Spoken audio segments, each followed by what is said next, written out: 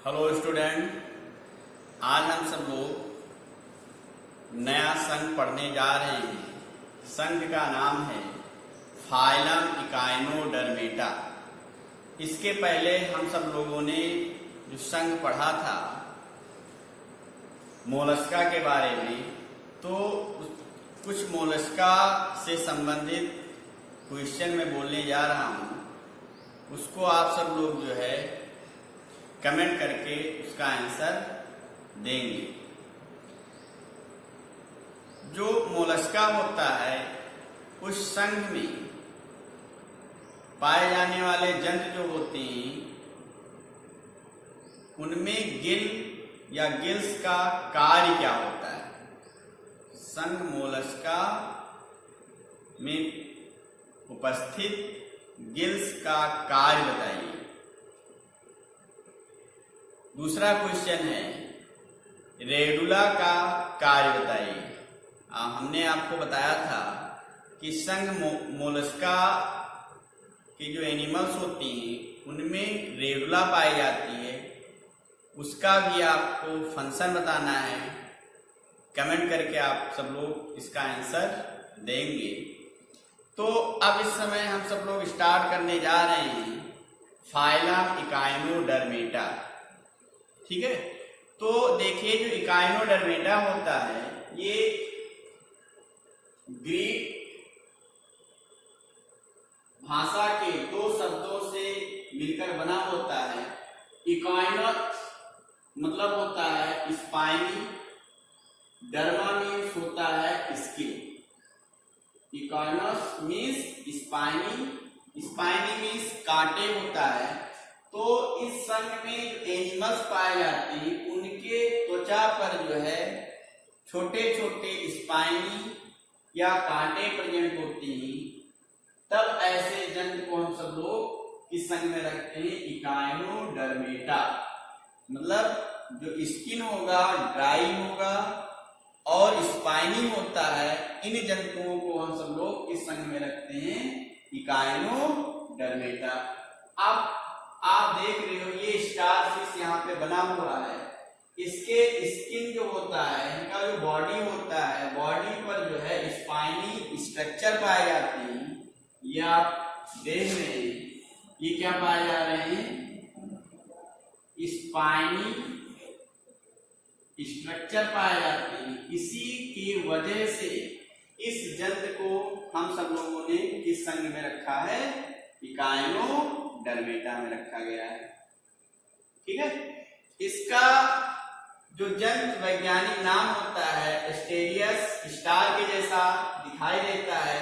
इसका लोकल नाम है स्टार फिश। इसको हम सब लोग क्या कहते हैं, स्टार फिश के नाम से भी जानते हैं। अब ये जो एनिमल्स होता है, हमने आपको इसके पहले बताया था कि जो डॉर्सल व्यू होता है, एक शब्द हमने आपको बताया था डॉर्सल और वेंट्रल। डॉर्सल और वेंट्रल। तो डॉर्सल ऊपरी सतह को कहते हैं। जो एनिमल से मान लीजिए एनिमल है तो इसकी एक ऊपरी सतह होगी, एक निचली सतह होती है। तो ऊपरी सतह को हम सब लोग क्या कहते हैं, डॉर्सल कहते हैं, और निचली सतह को हम सब लोग क्या कहते हैं, वेंट्रल कहते हैं। तो यहाँ पर जो वेंट्रल सतह होगा मींस निचली सतह जो होती है उस साइड में इनका माउथ प्रेजेंट होता है। डॉर्सल साइड पे इनका एनस, गुदा जो है प्रेजेंट होता है। ध्यान रखिएगा कि जो ये एनिमल्स होते हैं, जो इकाइनोडर्मेटस एनिमल्स होते हैं, उनमें वेंट्रल साइड माउथ पाया जाएगा मींस निचली सतह पर मुख होता है, और डॉर्सल साइड पे क्या पाया जाता है, एनस पाया जाता है। अब हमने आपको कहा ये जंतु पाए कहाँ जाते हैं। ये सभी जंतु क्या होते हैं, सभी मैराइन होते हैं। इंपॉर्टेंट कैरेक्टर्स की हम सब लोग बात करते हैं। Important characters. तो इस संघ में जितने जंतु होते हैं सभी मैराइन वाटर में पाए जाते हैं, मतलब समुद्र में पाए जाते हैं। सभी कहाँ पाए जाएंगे? मैराइन वाटर में पाए जाते हैं। इनका जो शरीर होता है इनमें कंकाल भी प्रेजेंट होता है। क्या प्रेजेंट होता है? कंकाल प्रेजेंट होता है। और जो कंकाल होता है वो कैल्शियम से बना होता है। इनके शरीर के अंदर जो है या शरीर में जैसे हम सब लोगों में अस्थियां पाई जाती हैं कि नहीं पाई जाती है, ऐसे इनमें भी जो है अंतः कंकाल मतलब शरीर के अंदर हम सब लोगों में जो कंकाल होता है स्केलेटन होता है, दो टाइप के, एक बाहर एक अंदर। तो जो अंदर होगा उसको हम क्या कहते हैं? अंतः कंकाल कहते हैं। इंग्लिश में क्या कहते हैं? इंडो स्केलेटन कहते हैं। तो यहाँ पर जो कंकाल होता है वो कैल्शियम से बना होता है। तो हमने लिख दिया है कि जो इनका अंतः कंकाल होता है means Indo skeleton. Indo skeleton means अंतः कंकाल। जो अंतः कंकाल होता है ये बना होता है कैल्शियम से, मीन्स कैलकेरियस ऑस्किल्स।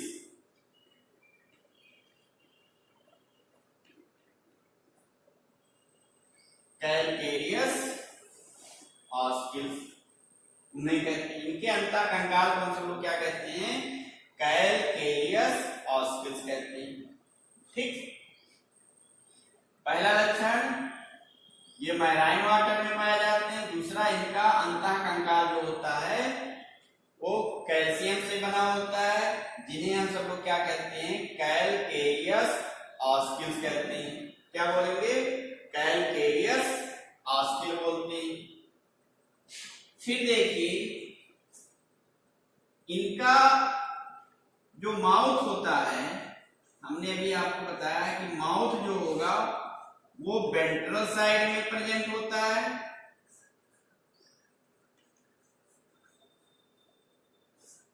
और एनस जो होता है वो डॉर्सल साइड में प्रेजेंट होता है। ये बात हो चुकी है। माउथ निचली सतह पर और एनस गुदा ऊपरी सतह पर प्रेजेंट होते हैं।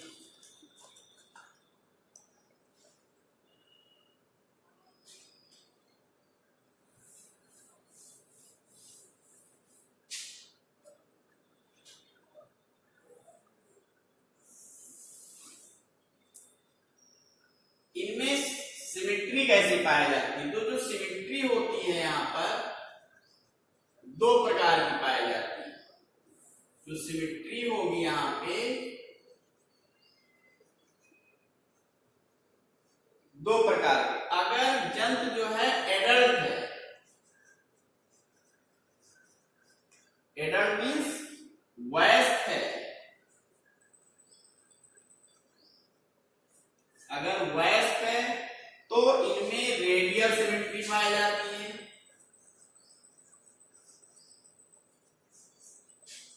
रेडियल सिमेट्री प्रेजेंट होगा।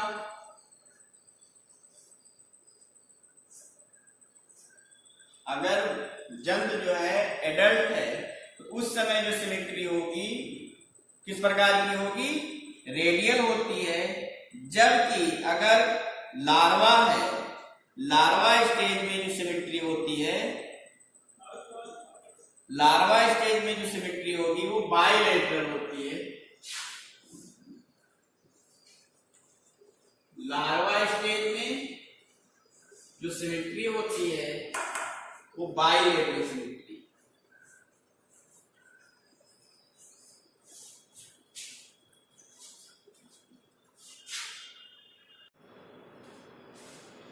तो सब लोग सिमेट्री की बात कर रहे थे। तो यहाँ पर जो सिमेट्री होती है दो टाइप की होती है। अगर जंतु वयस्क है, एडल्ट है,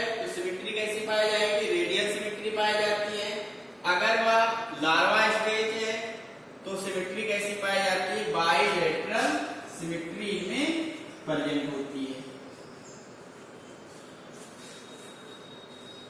सिमेट्री दो टाइप की होंगी, एक रेडियल और बाइलेटरल। फिर आप ये जानते हो कि ये ट्रिप्लोब्लास्टिक होते हैं, ट्रिप्लोब्लास्टिक होते हैं, सीरोमेट्स होते हैं। क्या होते हैं? सीरोमेट्स होते हैं। और इनमें जो है organ system level of organization पाया जाता है। सब आप जान चुके हो अभी तक। ट्रिप्लोब्लास्टिक होते हैं, सीरोमेट्स होते हैं और organ system level of organization पाया जाता है। अब देखिए नेक्स्ट कैरेक्टर,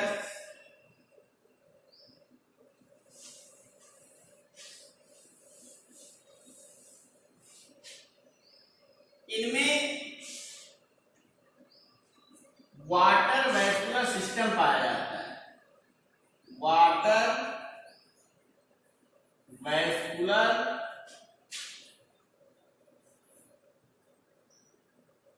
सिस्टम पाया जाता है। क्या पाया जाता है? वाटर वैस्कुलर सिस्टम पाया जाता है। इसके पहले संग पढ़े थे तो वहां पे वाटर कैनाल पाया जाता है, यहाँ पे क्या पाया जा रहा है? वाटर वैस्कुलर सिस्टम पाया जाता है। इसका जो काम होता है, काम जो होता है लोकोमोशन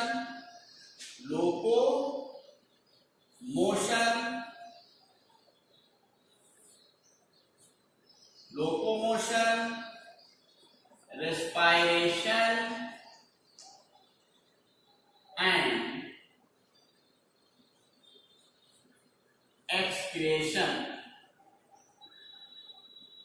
इन संघ में पाए जाने वाले जो जंतु होती हैं, इनमें पाया जाता है वाटर वैस्कुलर सिस्टम पाया जाता है। ये वाटर वैस्कुलर सिस्टम जो होता है हेल्प करता है, हेल्प इन लोकोमोशन गमन करने में और रेस्पायरेशन में और उत्सर्जन में। ठीक है, आपको सीधा कॉन्सेप्ट लिख देना है कि इनमें वाटर वैस्कुलर सिस्टम पाया जाता है। इनका जो फंक्शन होता है लोकोमोशन, क्या होता है? लोकोमोशन होता है। और लोकोमोशन, रेस्पायरेशन और फूड कैप्चरिंग, एक्सक्रेशन नहीं होता है, सॉरी, फूड को जो है पकड़ने में भी ये यूज करते हैं, फूड कैप्चरिंग। तो वाटर वैस्कुलर सिस्टम का फंक्शन क्या हो गया? लोकोमोशन, रेस्पायरेशन और फूड को जो है पकड़ने में, भोजन पकड़ने में भी यूज करते हैं, भोजन पकड़ने में भी यूज करते हैं। नेक्स्ट देखिए, इनमें एक्सक्रीटरी सिस्टम क्या होता है? एब्सेंट होता है। एक्सक्रीटरी सिस्टम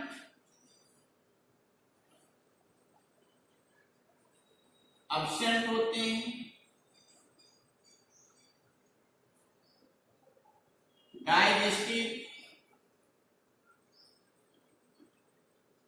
सिस्टम जो होता है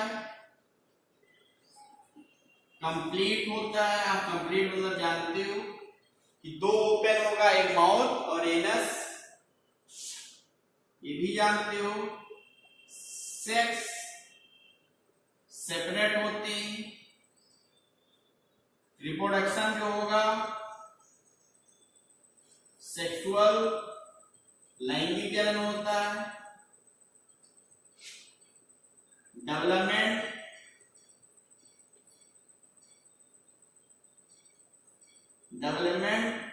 इनडायरेक्ट होता है। कैसा होता है? डेवलपमेंट कैसा होता है? इनडायरेक्ट होता है।